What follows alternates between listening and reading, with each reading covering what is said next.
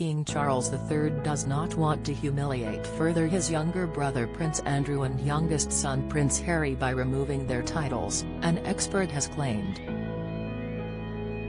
Richard Palmer, royal correspondent for the Daily Express, claimed a private member's bill set to be discussed in Parliament in December to afford the monarch powers to remove royal titles will gain little momentum because neither the government nor the king are behind it. He said there is no sign King Charles wants to further strip the two royals of their titles despite neither of them carrying out duties on behalf of the royal family and, in the case of Prince Andrew, constituents in York making it clear they do not want their city associated with him. Mr. Palmer said, "The interesting thing about the titles is the monarch has no power to remove them.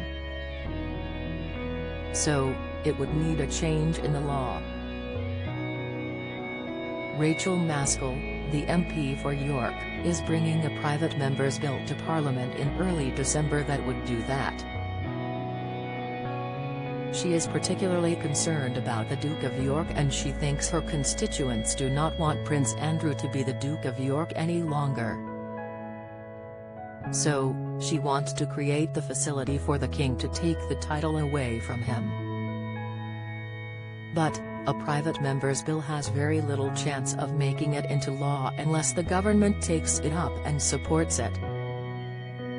At the moment, there is no sign that the government is going to do that, perhaps because the king does not want to do that. The king does not want to humiliate any further his brother or his youngest son, Prince Harry. That would be my guess. Speaking about the reasoning behind her proposition of the removal of titles bill, which will enter a second reading in the House of Commons on December 9, Ms. Maskell claimed her constituents had made it clear to her they no longer wanted Prince Andrew to be associated with their city. She said, "Residents made it clear to me in February that they wanted the Duke of York's title to be removed from Andrew, the Queen's second son, in the aftermath of revelations about his personal affairs. I have heard the city and sought to explore ways that such a title can be removed, however without new legislation this will not be possible. This legislation will therefore enable either the monarch or a committee of Parliament to remove titles from disgraced owners of those titles."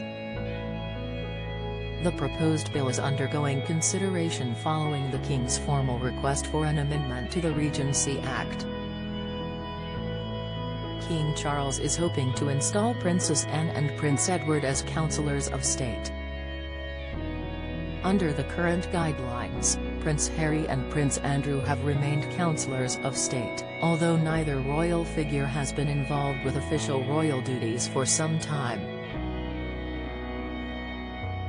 Meanwhile, sources close to Prince Andrew said he felt ambushed into giving up his other royal titles in light of the civil case against him made by Virginia Gifford.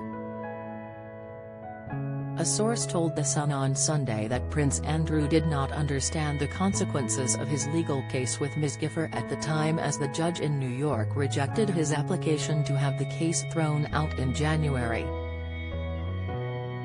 The source said, "It was like a pressure cooker. There was no room to breathe. He didn't understand the consequences. He was essentially forced to step down. He felt ambushed. Prince Andrew was forced to give up his military titles, his HRH title in any official capacity and the remainder of his royal patronages. Many of the charities he supported had already distanced themselves from him following his BBC interview in 2019, while the case was ongoing. But he reportedly claims he was led to believe his titles and patronages would be put on hold under the protection of his mother until his legal affairs were in order, which appears increasingly unlikely." Read next.